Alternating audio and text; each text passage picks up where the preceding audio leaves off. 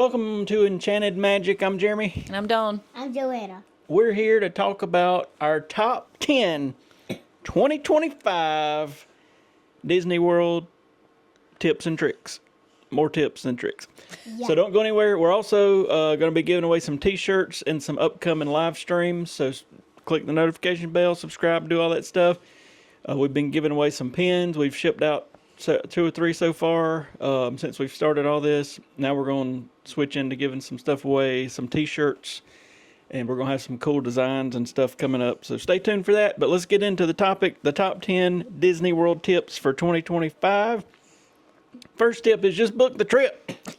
Yeah. Just do it, right? Yeah, just book the trip. Yeah. $200 you put down, and then you make payments on it. And I try to tell people this all the time, and we're not Disney planners or anything. If somebody asks me, I'm going to give them my opinions, and we know some people now that are at Disney World. I'm trying to not text them every 10 minutes and be like, hey, you should do this and do that, because they're just like sitting in their hotel room, and it drives me insane. But anyway, book the trip, $200 down, whether you go through a planner or through their Disney World website, and then you can make payments towards it. So that's our first trip a couple years ago. You know, I was like, dang, that's not bad, because in my head, I'm like, we're going to come up with like several $1,000s, but it's not bad when you just kind of take a chunk. And have to have it paid before, like 30 days before you leave. And while we're talking about travel agents, let me tell you how they work, just because I was curious, and there's a lot of good ones out there, but the price don't go up any by using a travel agent. Basically, what happens is, if you go straight through like the Disney website, Disney keeps all the money, but they offer basically a small percentage to these travel agents or their companies. So if they help you book it and do all this stuff, you know, they make a small percentage, but the price stays the exact same. And a lot of times they'll kind of have a little bit of a heads up on deals that are coming out and that sort of thing. And then like if you book either way and then some special deal comes out, then you can still get in that deal. Like if you paid a higher price and then something makes it cheaper, it'll switch for you. But a lot of people have asked me about how that works. So I had done a good bit of research on it. The pluses, I guess, of having the travel agent is if something happens, basically they're your go-to person, versus if you book it like through the website and you need to get a hold of Disney. I had this sort of happen to me, I don't remember when it was, a couple months ago, and I sit on the phone for like 55 minutes just to get some random person to pick up, then couldn't figure out exactly what I needed. I ended up figuring it out myself, basically. But so I guess that's the perk of a travel agent. So we get asked that a good bit, and we can definitely put you on some good ones if you need that. Number 2, look for package deals. If you get on the Disney World website about once every few months, it'll be like book 3 days or 4 days and get an extra day for free, or book this and get so much off, 25% off, or whatever. There's all the time some kind of deal going on. There's a deal right now for like springtime. I think the website said it was 20 or 25% off or something like that. I can't remember, but you can get on there at any given time and see the deals, or you can get on these big Disney blog websites, and they'll, have all the info. So there's always something going on. Like right now, I think it's through the first half of the year. If you book like a package deal, you get to go to the water park for like the check-in day for free, basically, which that's neat. We've never even been to any of the Disney water parks. That's not really, it's not that I don't want to go, but if we're just there for a day or two, I don't really care about going to the. Not a big water park fan. But I wouldn't mind checking it out sometime just to say we did it. And then, like I said, there's deals all the time if you do these packages or a certain number of days or whatever. Just check out the website, or if you have a travel agent, check with them. Yep. Number 3. You got anything to add? Yeah. What you gonna add? So, can I do like anything? Like even Whatever you rides? gotta say. Whatever you gotta say. What's your tip? Do you have any tips that you would tell anybody? Yeah. So, if you are at Disney World, then like there's like different events like the Mickey Very Merry Christmas Party and Mickey Mouse's Scary Voodoo Halloween Party and like yeah. Mhm. So yeah. You think they should go to that? That's what you're I saying? think they should do the events. Yes. Yeah. Is there other events? And then there's late night hours and all that you can Yeah, buy. extended hours. And a lot of times, some of those events she's talking about is not on my list, but they sell out. So you want to book them while they're still available. We actually missed out on our first date we wanted for the Mickey's Not So Scary Party because we waited too late. So that's not on my list, but it's worth. That is worth saying. My next one on my list is to look into the crowd calendars.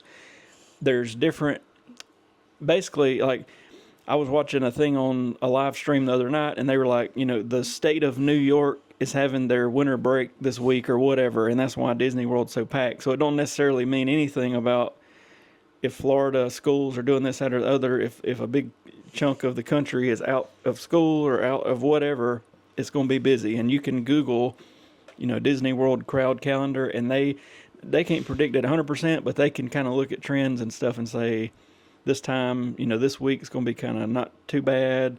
This week's going to have a bunch of cheerleading competitions and it's going to be packed. This week, spring break, whatever. So if you're worried about the crowds, I think it would be neat to be at Disney World for New Year's Eve, but after watching videos, It's crowded. I don't think you'd hardly be able to ride anything, and you couldn't hardly move. And like just now, we're 2 weeks out of New Year's. It looks like it's calming down because everybody's out of school and off work and all that, and it was completely packed. If I went during that time, it'd be more of a let's walk around and check out stuff because I've never seen. There was like a 3+ hour wait for a few rides. It was wild. Next on my list is be aware of all the closings and refurbishments in 2025. There's a lot. Right now, they just closed Big Thunder Mountain for refurbishment. They're redoing the track and some other things. They're about to do away with the riverboat. They're about to do away with Tom Sawyer Island, so that's going to be a big construction deal. Yeah.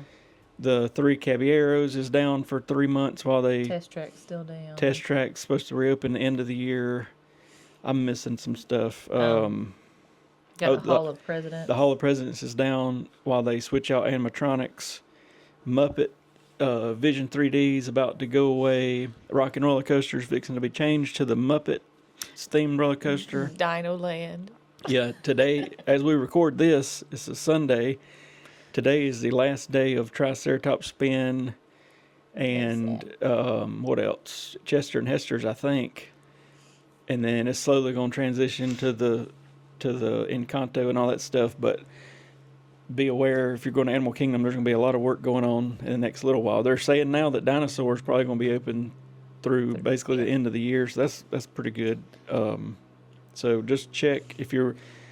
We were actually behind some people walking into Epcot. I don't remember which trip it was, and they were talking about riding Test Track, and I thought They're going to be disappointed. They're going to be disappointed because this thing's down and it's going to be down for quite some time. And they were also thinking they were going to ride Soarin' with the California overlay, and that was a year ago.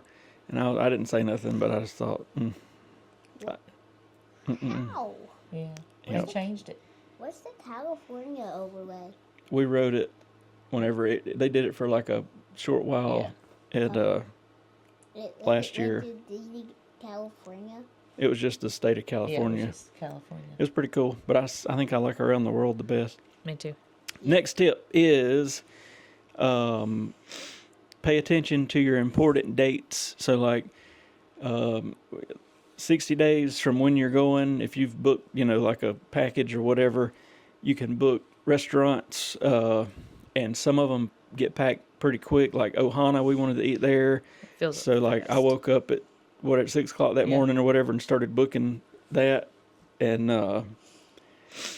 10 days out, if you've got like a package book, you can do Lightning Lanes, and I would definitely recommend that, especially if you're going and this is like a one-off trip and you're not going to be back for a while and you want to definitely ride a certain ride.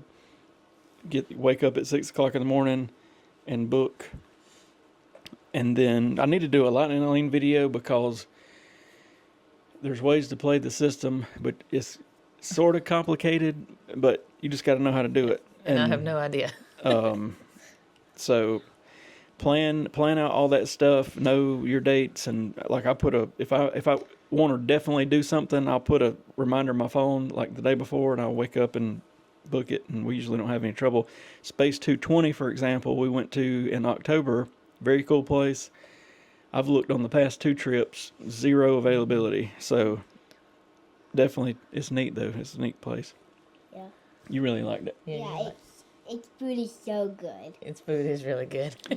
My next tip: save money on things that don't matter. For us, we found out is lunch. Yeah. We've talked about this before. Just take in something. Take in a Lunchable, take in an Uncrustable, take in a sandwich, whatever. You'll save a ton of time and eat it while you're waiting in line or something. 2, you're going to kill an hour and a half, 2 hours if you stop and sit down and eat like it. I love, and some people don't, I like Tony's Town Square. So good. But we've ate there for lunch before and killed right at 2 hours just because by the time you sit there and wait for all the stuff and eat and whatever, it takes that long. So for us, it's not worth. Now, dinner is another story. Like if we're not pushing for time and whatever's going on, I don't mind spending a little time at dinner doing a sit down meal. But for us, like in the middle of the day, I don't want to kill 2 hours. 2 hours, even though in the middle of the days when it's the most crowded, it wastes a lot of time. Even, I think it was October, I wanted to go to the Brown Derby, and I'm glad we went, but like I had plans of getting into the park. I forget what we did, going to the Brown Derby, hitting a ride or two, Fantasmic. It took so long, we basically just walked in, went to Brown Derby, and straight to Fantasmic, and that was it. So, but I'm glad we went. I'm not saying I'm not. It just takes a lot longer than you would think. Other things is like any souvenirs. I'm not saying don't buy souvenirs, but think about it. You know, like if you buy a popcorn bucket, what are you going to do with it when you get home? Or if you buy the $50 or $60 ears, I'm not saying don't buy them, but Don't judge my ears. I like the ears. I love my ears. I wish it was more acceptable for men. His thing is I need some. his thing is shirts. My things are ears. Yep. I love the mini ears. Yeah. And like the lounge flies are cool. And Dawn uses I hers. love the lounge flies. But I know some people don't. But the only thing about the lounge flies is the fact that I'm not particularly going to take the lounge fly with me to Disney because I have a backpack that I take, but I carry my lounge fly daily while we're here at home. So I mean, I love my lounge flies, but I still don't carry them around in Disney, if that makes sense. Mainly because we fly and it's a lot harder to take a lot more bags. Yeah. Than just our little my backpack that I can like fold up and put inside of my carry-on. We need to do like a bag recommendation of like. Oh yeah, we should do that. If you got a stroller, this is the way to go. If you don't have a stroller, do this. If you that sort of thing. That would be a good one. Yeah. Also, I think that's the basic stuff. Just some stuff. I guess there's a different goal for each person for each trip. Like True. if you're there to ride stuff, it'd be like do this. If you're there to just experience, sightsee then don't worry about the rides and do this, and Thank you. Next point is watch the live YouTube content, and you can really gauge the crowd levels and what's going on and all that. I watch all that a good bit anyway, but like. You can get on there and say, hey, it's packed this week for some reason. You can physically see they're there like right now. Yeah. And if you're going in 2 days, you can say, okay, People Mover's been having trouble this week and it's been down, so I need to keep that in mind. Or there's not been a wait at whatever. But you can also look on the Disney app as well and see like the wait times and stuff. We check it pretty much daily. Yeah. Just to see what wait times are. It's worth it, and then you can kind of see what times of the day certain things get backed up and that, all that. And it was wild for New Year's and Christmas and all that. It was a little more than usual, but now it's back to normal. But yeah, check out the live. Even on TikTok, people go live and all that. And you can see what's going on. The next point is learn Disney transportation. It's pretty confusing.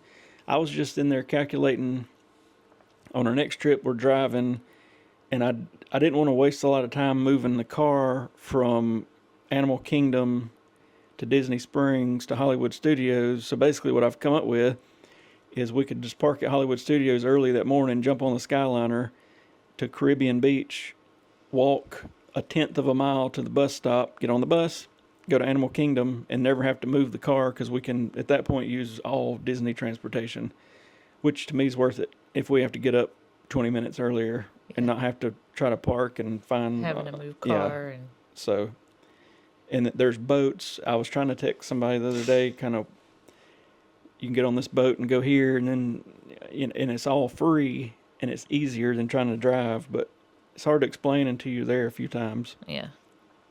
Last point I've got is look into all the free stuff. If you're there and you got a rest day and you're bored out of your mind or anything like that, there is so much stuff you can do. Like you can go to the Polynesian Village and watch the Magic Kingdom fireworks for free. Now, granted, it's not like being on Main Street, but they pipe in the music and everything. So you can stand there on the beach or on the dock and see the whole show, and you can see the castle. You just got to know how to do it. And that goes back to transportation, where you would, like, if you're on Disney property, take a bus to Magic Kingdom and then a boat to the Polynesian Village or the Contemporary or Grand Floridian. And I know some people go to the Contemporary, and you can go out on these public balconies and watch fireworks. It's probably the closest you could get for free. You can go to the boardwalk, which is kind of behind Epcot, between Epcot and Hollywood Studios, and there's a ton of stuff to do, and you could, I'm sure, see the Epcot fireworks. There's a ton of stuff at the different hotels, and once you get into the Disney transportation system, you can get anywhere. Yeah. And like we went to for Christmas, the Christmas trees and gingerbread houses. Mm-hmm. There's restaurants at different hotels. Some are bigger, some are smaller. But also all the Disney resort hotels, all of them have their own things that they do all the time. Like they've got, what is it called? Movie Under the Stars. Mm-hmm. I think all of them do the s'mores. They're free, right? Just the marshmallows. You can roast marshmallows for free. They have s'mores kit that you can buy for a couple of bucks.